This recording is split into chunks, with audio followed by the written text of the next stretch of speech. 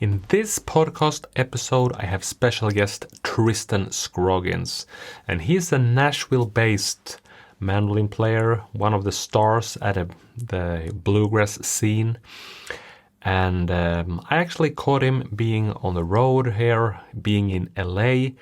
And one of the reasons why bringing him to the podcast at this point is I'm going to meet him here in about 6 weeks when he's touring in Sweden and also running a workshop. And the discussion today, we also want to leave you with some really good tips for how to getting the most out of workshops. I know in this community, a lot of you players attend workshops, camps and all that. So we want to give you a few golden nuggets. So yes, without further ado, here is Tristan, and hope you're enjoying this episode.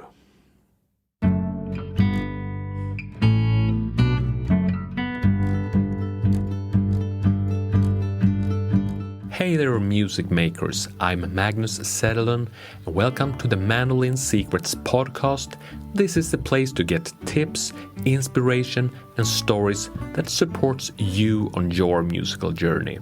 Thank you so much for tuning in, and just know you can go to mandolinsecrets.com/podcast for more information on how to keep up with the show and also find all previous episodes. Now, let's get this episode rolling. So, hello Tristan. How are you doing? I'm doing pretty well. I'm at the end of being on a little tour and nice. A little frazzled, but but I'm glad to be here. Glad to be talking to you. Yeah, really glad you took your time, even though you're on the road. I think it maybe adds something to this episode, catching a professional in his on the tour. And did I get it right? You're on the West Coast at the moment? Yeah, I'm in Los Angeles right now. In Los Angeles. Nice. Playing shows there, or what are you up to in LA? Kind of a combination. I started this trip in LA. I was playing with Alison Brown and Steve Martin for this show with Rhiannon Giddens, which was cool. And nice. Then I went to Washington to play at a Bluegrass festival with Missy Raines. And the state of Washington, so still West Coast. Yeah. Went up there, and then I've been working on this podcast project to go along with an archival project that I'm doing. Wow.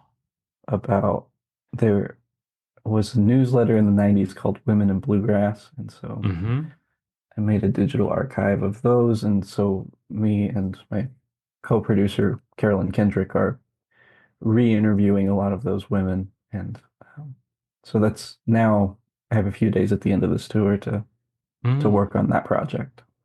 Yeah, you actually told me when I reached out that you brought some recording for the podcast and all that. So that's women in bluegrass. From me being here in Sweden, not being too much into your tradition, is it like, if I put it like this, do we need more efforts to highlight the women in bluegrass music? Yeah, I think that one of the things that we've sort of seen through doing interviews and stuff is that some of it's cultural. Like when I go to Europe to teach or to play, there's definitely more women than there are in certain parts of the States. And I think that's because of cultural context and expectations tied to roles. So in California, there's always been a lot more women playing bluegrass than in, say, Georgia or North Carolina, maybe just because what people, just the social expectations are different. But Mm-hmm. But then, so there's that, but then also on like a bigger level in terms of like recognizing women and uh both like in the moment in their accomplishments, but also like Mm. as women age, like making sure that they receive the same sort of respect and attention Yeah, that their yeah. counterparts do. And it's gotten a Mm. lot better over time, but you know, there's Mm. still always it could always be better.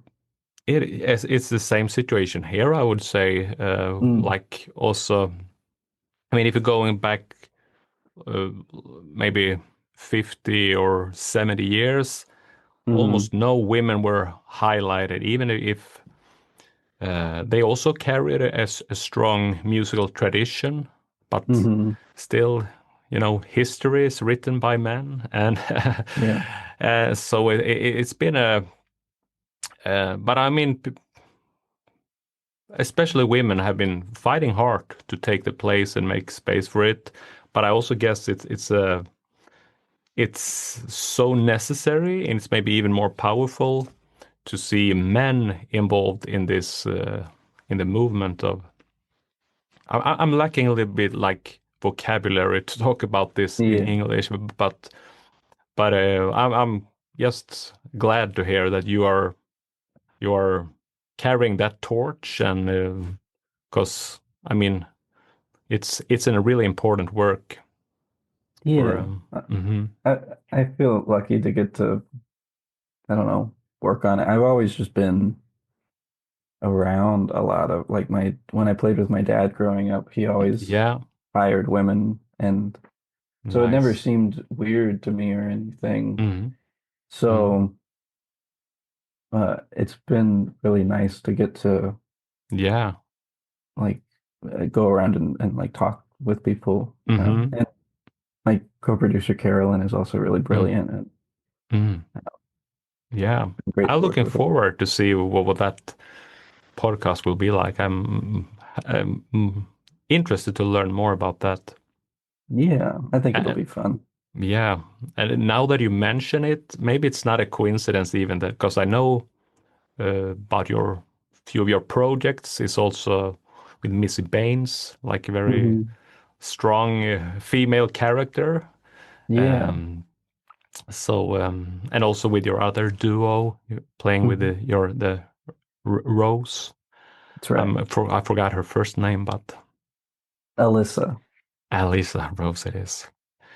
But and just to tie this into our, because you mentioned how you being in Europe and you've been seeing Mhm. you've been like observing differences in the cultures maybe, but so the reason why I mean I'm like sort of seen your work, seen listen to your music for well for decades, and but so the reason why we're coming here today is you are coming to visiting Sweden here in it's in a 1.5 month or so. We're recording Yeah. this podcast in late June, but and Tristan is coming here for Grenna Bluegrass Festival on the 16th of August. Yeah. Have you ever been to Sweden before? Yeah, I played Grenna one time with my dad actually, probably Nice. 10 years ago. Mm, And cool. got to spend, that's the only time I've been to Sweden, but I spent Hmm. uh, some other time in um, like other Scandinavian countries. Yeah, cool. Yeah, well, I would say like Grenna is probably it's at least the biggest one in Sweden, the biggest Yeah. festival. Almost the only festival that had some muscles to bring a US band. But Yeah. there are some Norwegian and Danish festivals also, even Finnish. But so Never been to that's cool. Finland. I'd love Mm. to go to Finland. Yes, yeah. I'm actually spending my holidays there this summer That's later. cool. Yeah. But yeah, so you've been, that's nice. And you will, if you was there 10 years ago, if you were here, I mean, you will it is the same like the hardcore crew, I think, from that were involved in the festival even back Yeah. then. Yeah, I had a great time last Mm-hmm. time. It was really interesting. Mm-hmm. And like seeing kind of how many people went, but also I don't know. I've known like when the first time I came to Europe Mm-hmm. was for EWOB Mm-hmm. years and years ago when they had that still, although I think maybe they started doing it again. And we Mm-hmm. met Dunderhead and Yes. uh, Mikael and yeah, and so I've known those Ali. guys Mm-hmm. for a long time, Nice. and um, so Yeah. but yeah, I'm looking forward to being back in Sweden. Yes. Yeah. Well, there's a few things popping up to my mind here. First of all, I'm meeting Dunderhead and the guys next week because Mm, there's another bluegrass festival in Sweden called Torsåker Bluegrass mm, Festival, and they are one of the headliners there. nice. So it's next Saturday it is. But also for this like for the festival, you're also doing 3 days of workshops there, the I entire am. band, I guess, and you will be leading the mandolin workshops. Yeah. And I mean, since this community and the listeners to this podcast, it's like, well, filled of really like hungry, inspiring mandolin players, Hmm.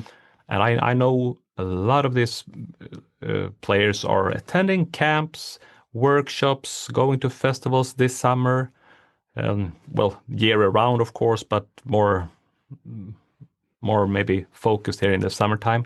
So I thought it would be nice now that you are here to talk a little bit and maybe give the our listeners a little like an idea for how they can prepare or how they can really get the most out of attending workshops.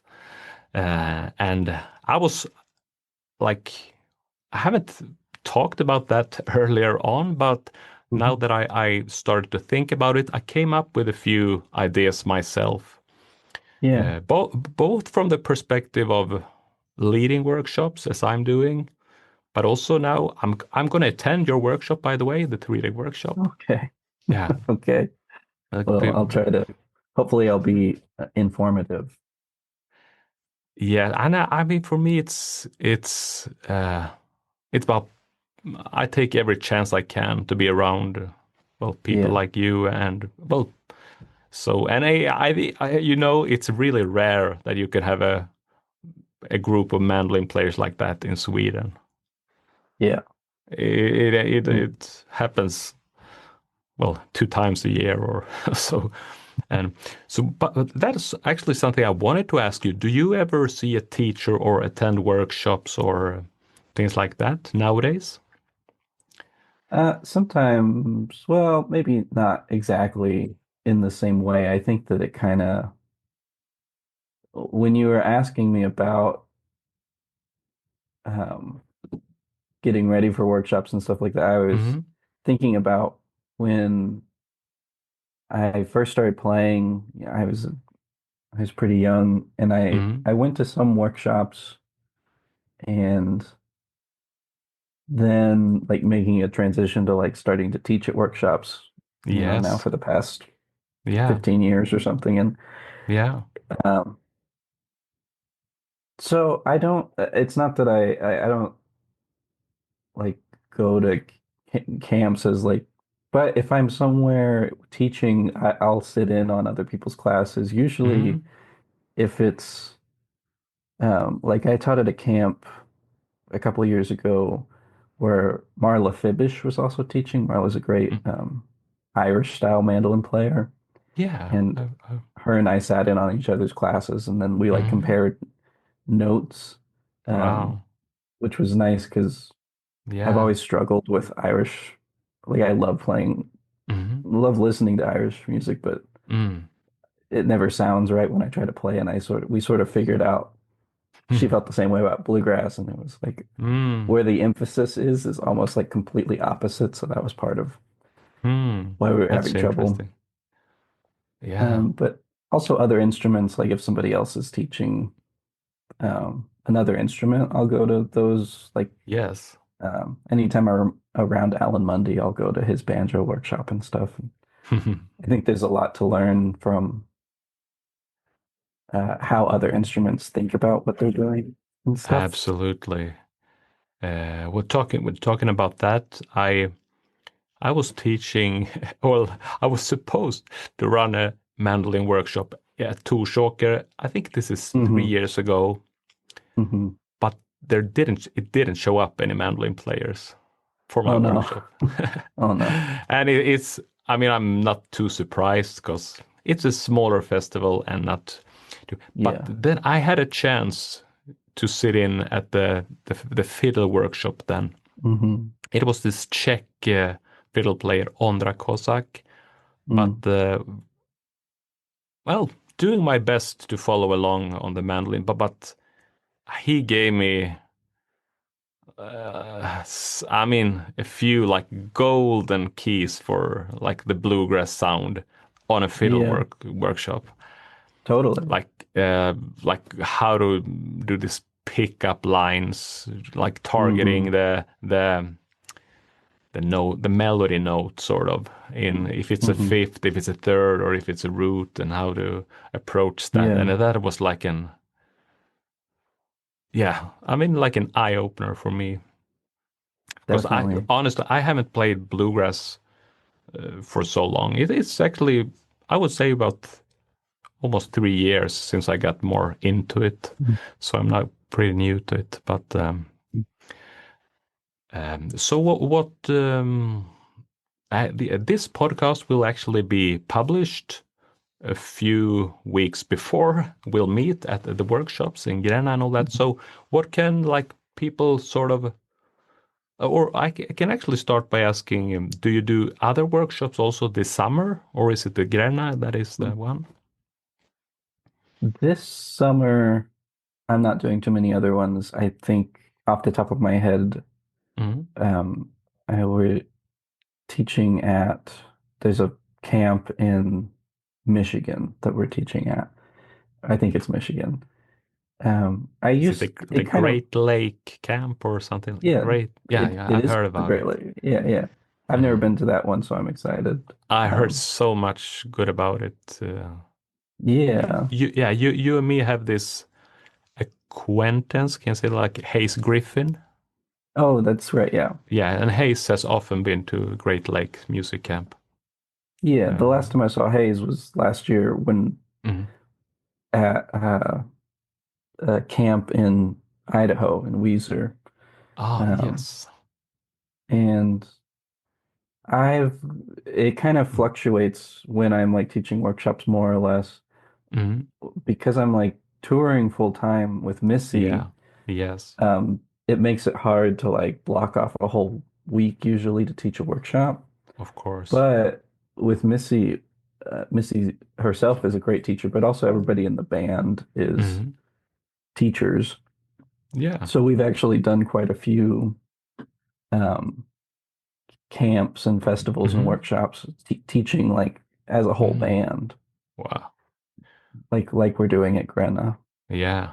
I think you make it's like the perfect band to bring there since you're able to do Yeah, that. Because I mean, I mean, well, you've been here and you know it, but I mean, Swedes are hungry for the real deal, and it yeah, becomes the real deal when meeting, well, touring US musicians.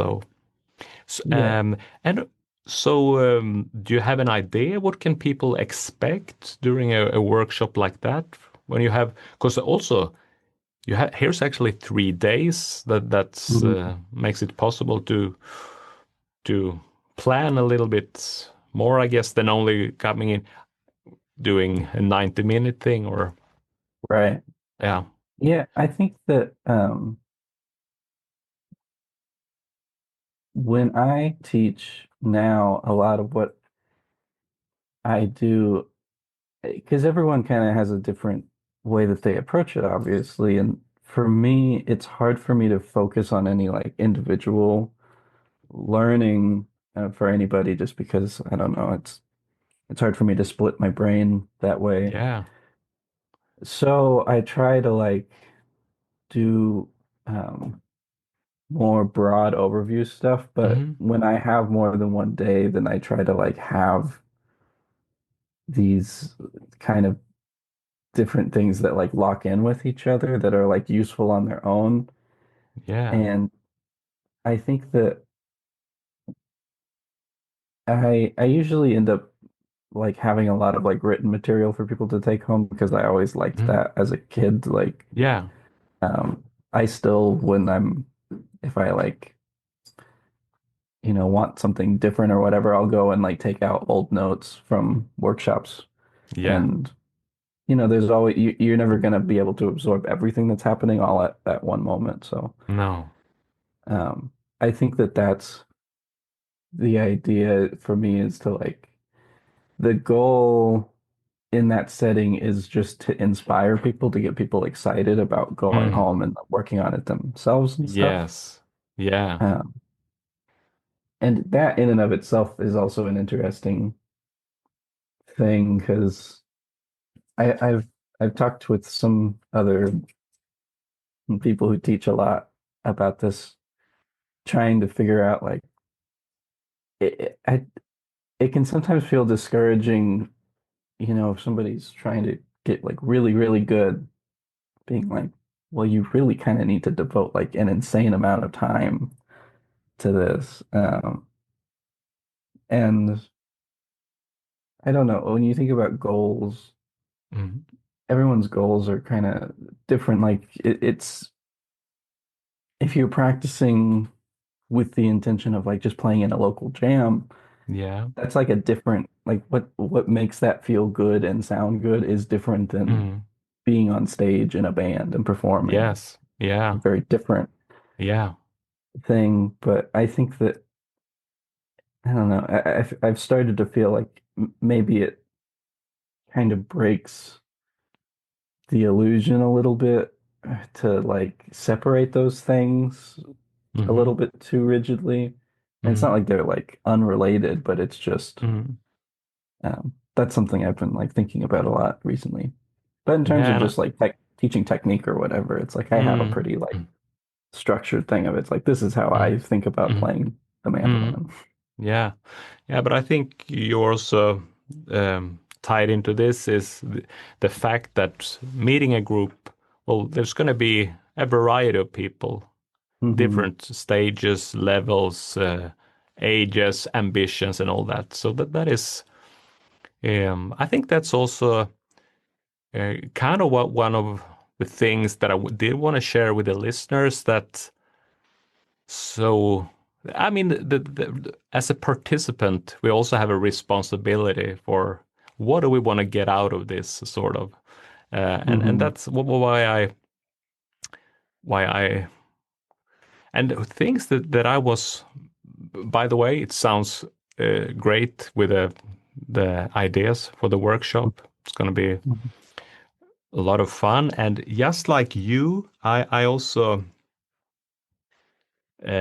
You said when being a kid, bringing some notations from the camp and all that, that is Hmm. perfect. And so the way that I was started to thinking about like getting the most out of a workshop, if that's something we want to do, like optimize it. Yeah. So I was thinking about like a little preparations for it maybe, and then how to like show up and be open-minded and all that. And then maybe like in how do you so what to do with this information and the music and all the inspiration that you're leaving from a camp like this. And and I think I'm just going to tell what I come up with myself, and you feel free to fill in if that other Yeah. things comes to you. But this feels weird, but I'm right now thinking about how to do this like after attending a workshop. Now that we talked about, because most, I think for me at least, and what I see from people, we're I think everyone is coming from there with a lot of inspiration in Hmm. some way, and as you also said, it's sort of impossible to kind of grasp everything presented there, Hmm. but maybe so like to be little as I like recommendations that I would do is sort of try to like after workshop is done, try to Hmm. organize maybe the music that you bring there. I'm talking about the PDFs, the printed ones. Maybe Hmm. also like if you can, of course, bring an audio recorder so you Hmm. can record music. So take like do a little debrief. What have we gone over? What have we got it? And then maybe try to make a little prior priority for yourself. Like what in this content do I want to be focused on here for the coming weeks, the coming months, because I think that that would be at least I can see people attending my workshops that with that like the high feeling of things being so inspired, but as we go, we're like kind of losing a little bit direction. But maybe we can Hmm. uh, maybe like keep a little bit longer focus if we actually have a little debrief like that right after Yeah. it. Yeah, I think that's a great um, way to think about it. It's, I think that one thing, another disconnect kind of is that, especially in a situation like this, like going to Sweden, where there's like, this is like a one of very few opportunities Yes, throughout the yes. year. Mm, It's, I've started to try to be more sensitive of that in that I can watch people get really bogged down, like where they're happy to be getting information or whatever, but it's they're also it's this thing that they love and that they care about, and like this is one of few opportunities to really get mm, to this is like the time that they've set aside uh to experience it, and so they don't necessarily want to get like super bogged down with like being at like a lecture and um but I do think that coming into that environment like where there's I try to make sure that people are playing all the time, but it's not just like we're not just like playing, like there is like discussion and like thinking and talking and stuff. yeah, yes. And I'm not a very like I actually have a bunch of sort of funny stories from growing up going to workshops. I was thinking about I was at a camp and John Reichman was teaching Mm-hmm, before I, knew him at all. I just was mm-hmm, a kid and I had stayed up all night playing music and mm-hmm. I really wanted to be present for John's class, but he has a very calming voice and he talks very quiet. And it was like 10 in the I, morning or something. I And can see where this is going.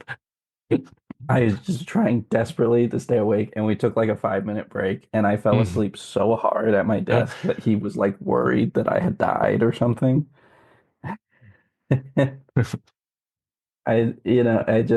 Yeah. I have a hard time with focusing over long periods of time anyway. And so I think that also in classes, I watch people just like glaze over a little bit. Oh, But I think that I don't know, I think that oh that's sort of man, normal. I would die for a workshop in front of John Reichman, and I wouldn't fall asleep. I hope. Yeah, yeah, No, but it's yeah, that's a good story. yeah, yeah. It's well, and his Mm. stuff. I mean, the stuff that he talked about. That's was one of the things that I like. This he was talking about some like swing and jazz stuff that Mm. I still don't really know that much about. No. So it's still stuff that I'll Mm. go back and like look at some of his Mm. stuff and try um to think about. One thing it too that I Mm. do rather than thinking about like long term, rather Mm. than trying to structure out like, okay, well, I'm gonna learn this thing that they Mm. said and then this thing Mm. and this thing. There's always gonna be stuff that I just don't, it doesn't really click. But I think it actually is a really good like I guess rewarding and then I can't think of Mm. the right word, but um it's just really nice to go back through that stuff as time goes on and you'll there's more and more stuff where it's like, oh, I understand that now and sort of remember Mm. like I had no idea what this person was talking about at the No. time Mm. and then be like, oh, I actually understand this now. Like it sort of reinforces Mm. like, oh, I am actually learning things because it's so incremental when we're doing it. Yeah. Having like these benchmarks of like I Mm. remember not knowing what this was and now I Mm. understand it. Mm. Yeah, that's so true. And I think also maybe that now I think we're also touching upon something maybe also worth mentioning to our listeners that attending a workshop or a class or a course or whatever you call it, maybe don't expect everything to be presented or taught, or maybe it's not everything is for you right now. Hmm.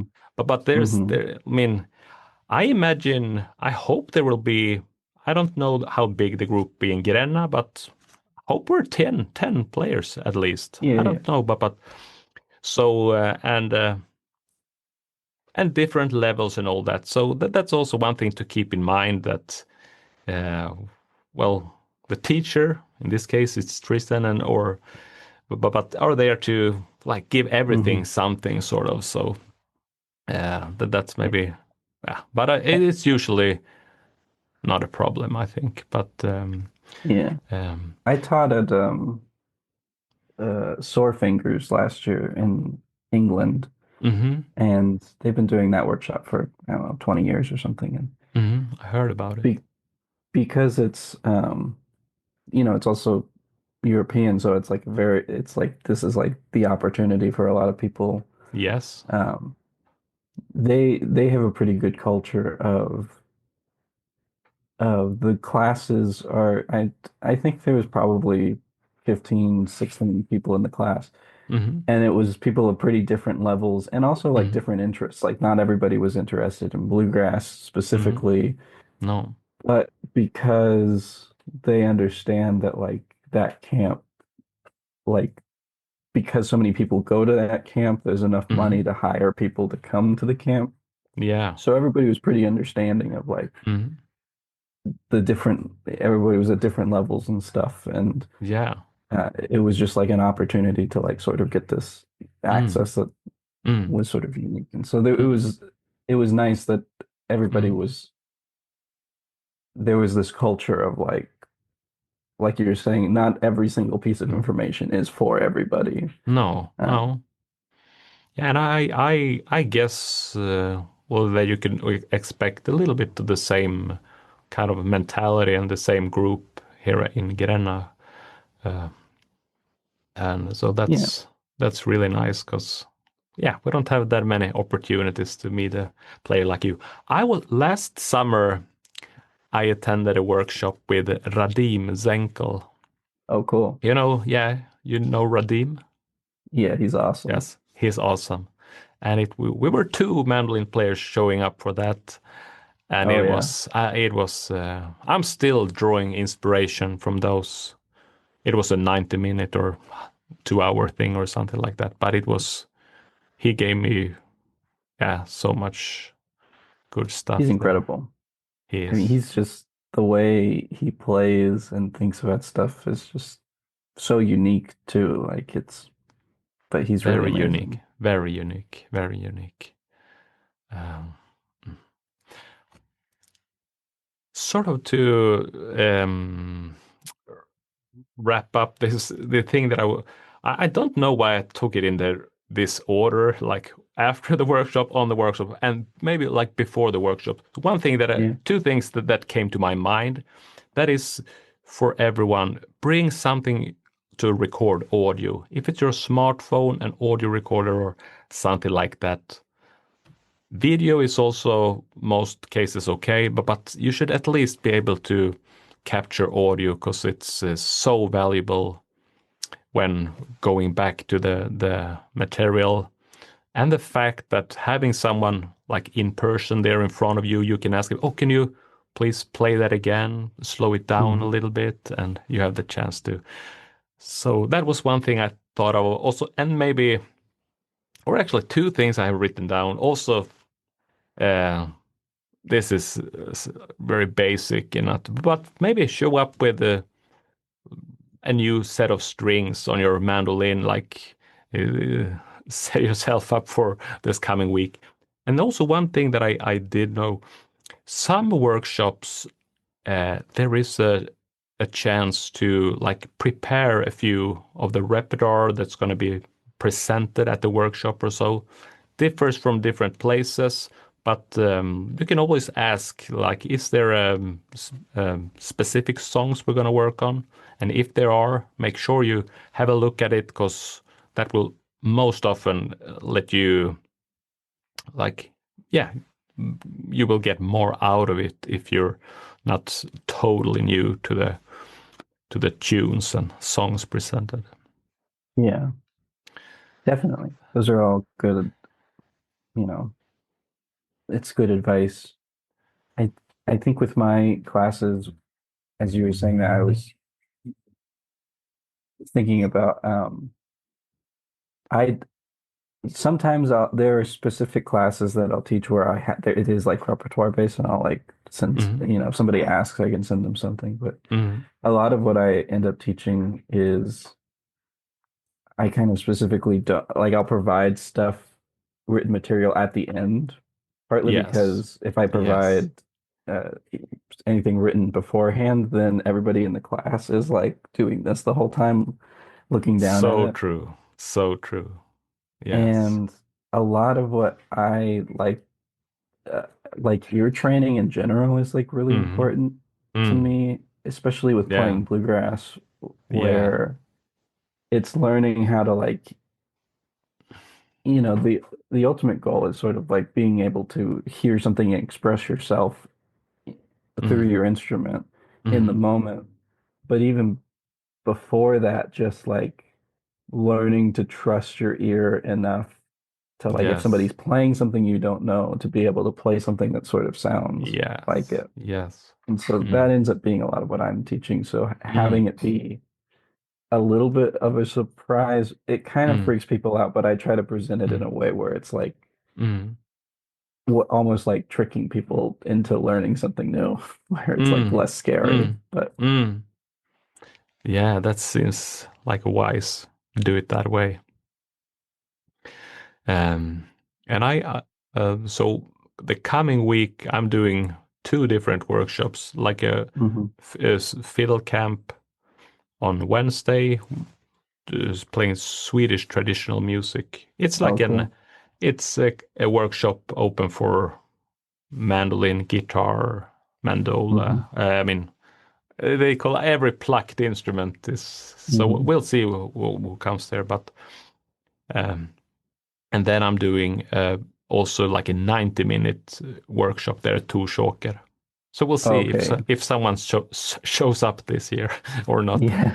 But but it's and it's yeah, but It's it's I've done workshops where I've just done this for a long time, and it's like you experience lots of different stuff. I was thinking about there was a festival I played at where they had workshops, but for some reason they had them at like 8 a.m., just like hour-long festival workshops at 8 in the morning, oh in the morning. Oh. which was so terrible. Mm. And the work, like I went to mine and there was one person there, Hmm. which was sort of fine because it's like I could just talk to that person, but it's like almost worse where it's just like it's one person away from me being able to just go back to bed. Yeah. Uh, But Mm. it, and I've taught at camps where sometimes, there's some camps that are like, I don't know, worried when people don't show up. But I've taught at other ones where they really don't mind if Hmm. they're just happy that you're there or whatever. So Yeah. I don't Hmm. know. Yeah, I think Grenna it's gonna be, but well, I think it starts in the morning at 10 a.m. or something like that, and goes to Yeah, the afternoon. But also, just the fact, I think one, well, meeting people at the Grenna camps and all that, I think people are there also for the evenings and the jam sessions and meeting yeah, people. So um, it's everything is not filled in the classes. There's so much totally. the other things like happening around it. It's such a Yeah, nice, I remember there being so many people camping and jamming. And it's such a beautiful location and time of year. very beautiful. It's to me living a bit further north. It's when the weather is right down there, it's almost like being abroad for me because Oh, it's really? exotic with the lake, big lake there, and Yeah, it's very. It's almost like a not truly, but a little bit of the Mediterranean vibe sure. from Yeah, I know me what you from mean. being in northern Sweden. So it's Yeah, and the small city streets there, and very yeah, nice place. yeah, totally. Yeah.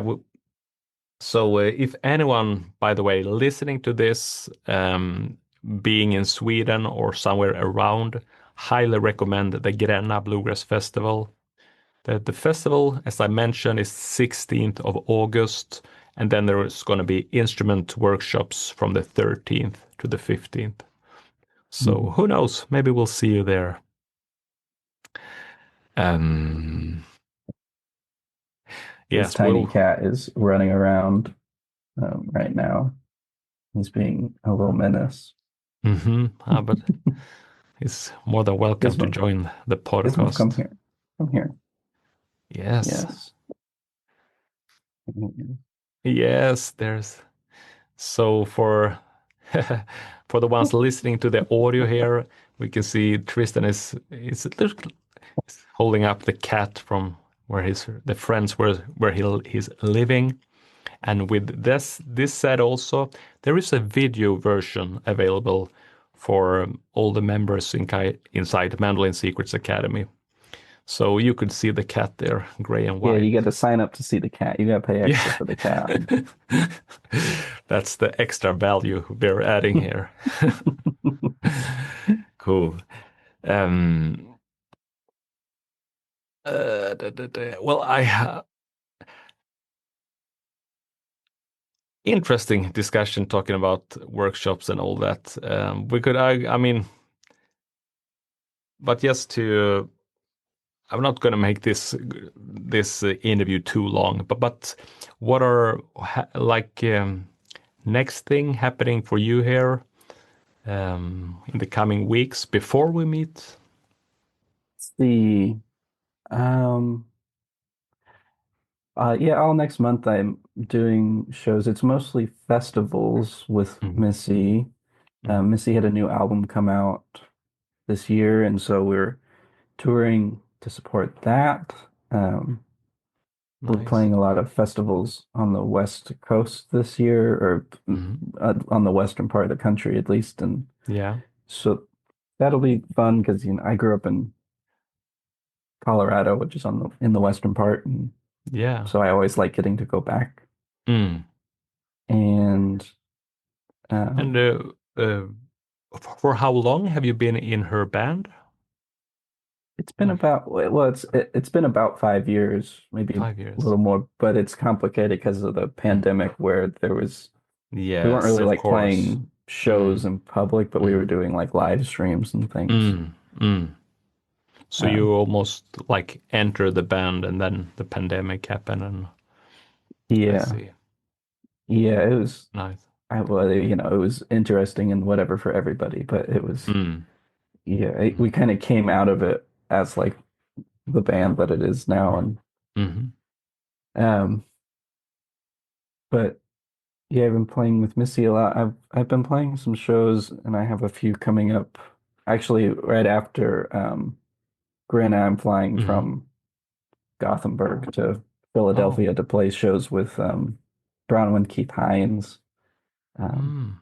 Bronwyn played fiddle for Molly Tuttle for the last few Okay. years, but she's been doing solo shows, and her and I have known each other for a really long time.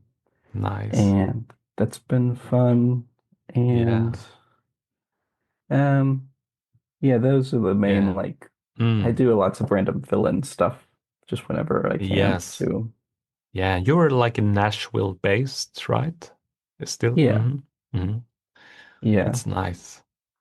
I it's remember fun. talking to Isaac Eicher, not, Oh yeah. and he were, because I've never been to Nashville, but of course it's Hmm. got a, here in Sweden, got a huge reputation being like a Hmm. music city and country music especially. But he also told me interesting things that there's such a big variety of music in Nashville. He talked about, Yeah. um, like I can't Y- remember. Well, all styles basically, but also Yeah. some more Cuban or that kind of music were really active, and I was surprised, because Yeah. that's I didn't know anything.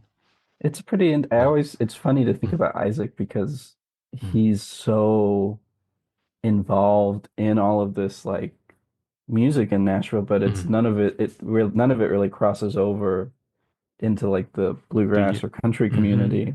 No. Um, but Mm, yeah, it's also a kind of strange, it is a strange city, at least by like American hmm. standards, in that like there is so much different stuff happening, but it's not very like integrated with each other. Like it's very like Hmm.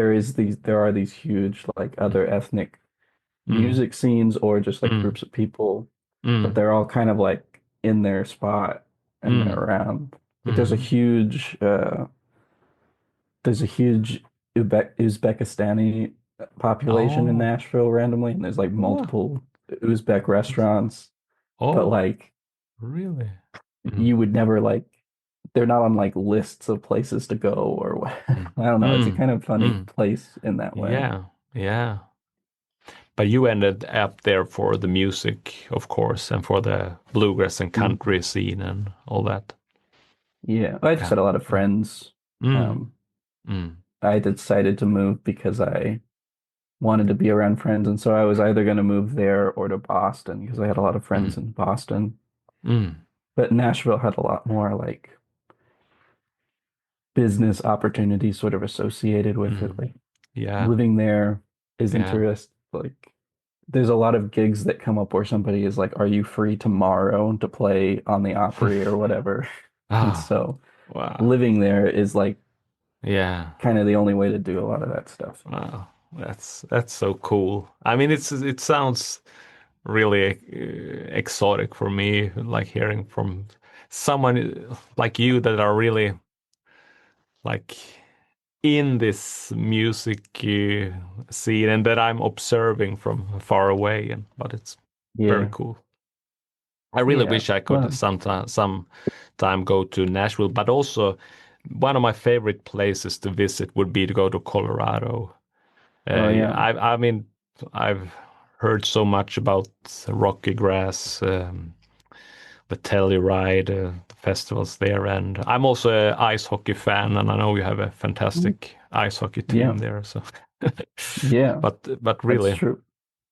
yeah. Yeah, well, we should figure out how to get you over. It's a weird, I mean, it's always, I dated somebody from Norway for a long time, and Okay. even just her coming to visit in Hmm. the States was so complicated. Like, and Hmm. IBMA now they've set up an international band grant where they like help secure visas and Oh, yeah. gigs for bands. So last year they brought a band from South Korea and they toured all Hmm. summer.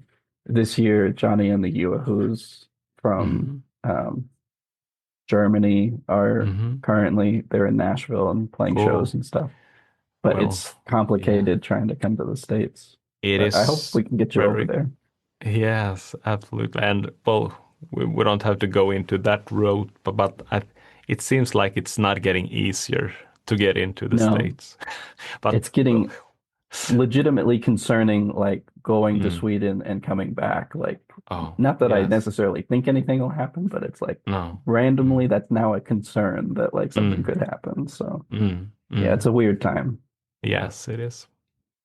Sort of. Um, well, it was so nice for you to take the time to hop on this podcast, and I'm pretty sure we gave some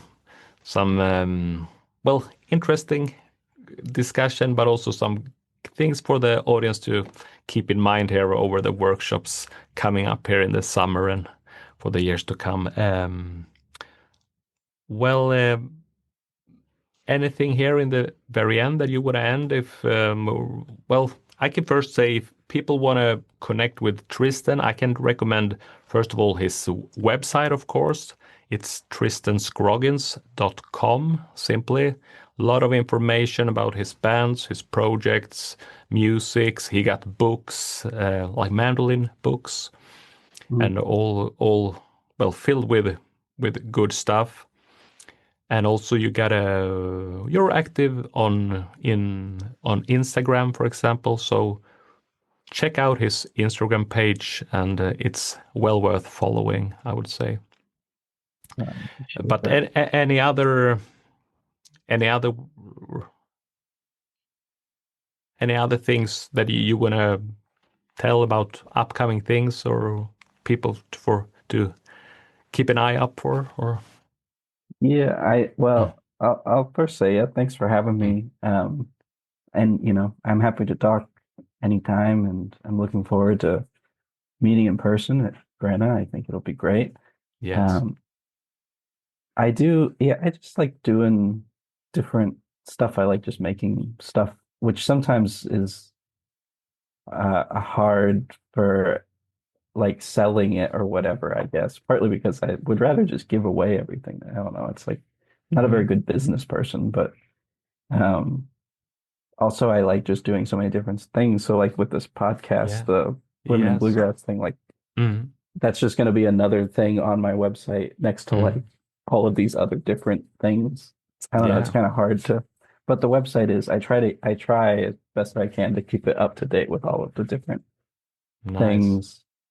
I am hopefully I can like, I have a Patreon too, and I haven't put too much stuff yeah. up there lately, but Mhm. there is still a backlog of like 100 or so like transcriptions and lessons and stuff. Nice. Hopefully I can make some more of those soon. Yeah. Yes, that's perfect. And as mentioned, find info on the website. Maybe I'm opening up. I'm opening up a door here, but let's not Mhm. go too long into that room. But I find it interesting in the what do we call this in your signature in your emails? It says Tristan Yeah. Scroggins, performer, educator, researcher. I like what is the what is for you? What does the researcher stand for? I I really just like research. I like learning about stuff, Yeah. and with music stuff, it's kind of an easy, or I don't know, logical sort of explanation of just like I do a lot of writing, like interviews and writing essays and things like that. I haven't in a long Yeah. time, but I used to do that more. Mm. And that was just like me being curious about I was like, why do I like bluegrass? Why does Mm. anybody else like bluegrass or the Mm. mandolin or anything? Mm.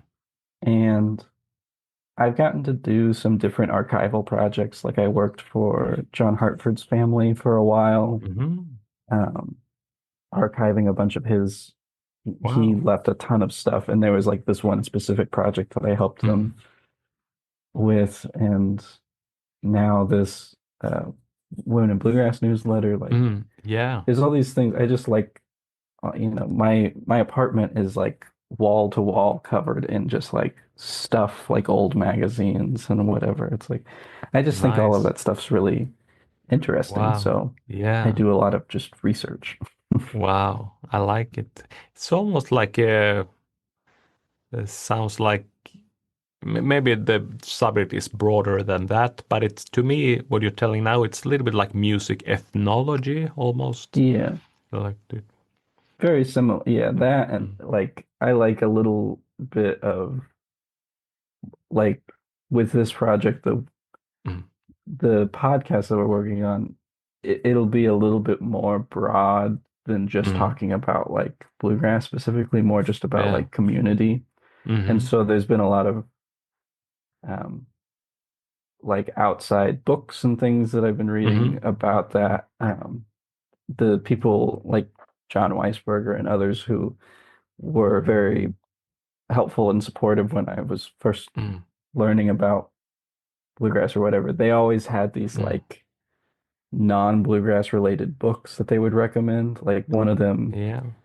is I think it's just called Heavy Metal, and Mm, it's like an academic book about the heavy metal community, but there's a mm-hmm. lot of crossover with like how bluegrass community functions.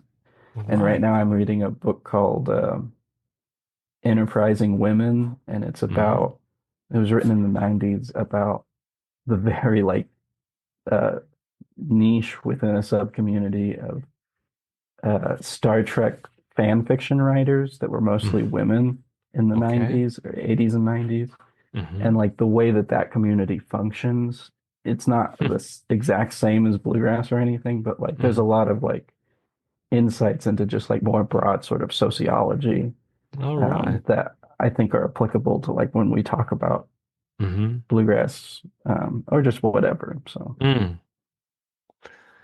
Yes. Interesting. This is, yeah. I can hear you have a, there's more than mandolin picking in your brain, I can tell. yeah. Exactly. Yeah. So, but that's nice. Very nice.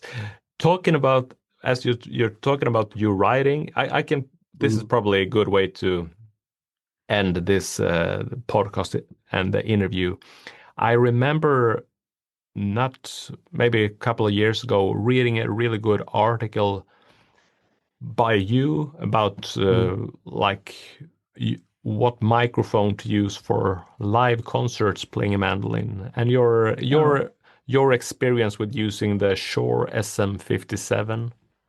oh, And sure. I've, it was a, that that was like an well, I got value out of that article, so just I'm can trying to say remember thanks for that. what that was even in, but um, I do remember it. I think I read it. I'm not, it may be published different places, but this was part of the Straight Up Strings oh, that's newsletter. right. He's it's always interesting to read his newsletters because Yeah, and it's still uh, I'm surprised of how much info he can put there, and it's probably every other week or so, and it's still like yeah, fresh and very interesting things. yeah. He's definitely a thinker. That's where I read it, and maybe it was Yeah, published elsewhere also. yeah. But Well, thanks for. yeah, you'll see in Grenna, I have a different thing going now. I have like a, well, slightly, it's complicated because I like using this Neumann clip-on microphone now. Mhm. And I really love how that microphone sounds, but I'm using like a tone bone preamp, but it's not a powered preamp and it's a condenser mic, so I have to have this like complicated system Aha, to underneath the board balance to the like signal somehow. it's Mm. which all of that I think I said in whatever article about the SM57 that Uh-huh. I don't know anything about microphones and audio engineering and all that. So I very begrudgingly had to learn so much about like Mm. signal chains and electricity and stuff to get, but I think it Nice. sounds really nice what I have going right now. Yeah, it's going to be interesting to see it. I have I have a few different solutions that I'm using, but I like the SM57 for sure. Yeah. When this situation. It, But I also have a clip-on mic. I have this DPA clip-on, yeah, yeah. also that one, and I also have a transducer that like the Shirtler one, and they all Hmm. like works for different situations. sort of. Yeah, it kind of just depends. Like part of the reason, like I have a K and K pickup in my mandolin now that I don't really use very often, but No. when I was doing shows with Bronwyn, she was doing lots of shows in like pretty loud clubs and Mm-hmm. stuff. Yes. And I was noticing like trying, it wasn't even like a feedback issue. It was just like something with the signal, like trying to Mm-hmm. push that condenser microphone. Like there, it was something was just like choking the tone of it. And it was Mm-hmm. so, but all of that's like, I do still stand by like, yeah, 57's good.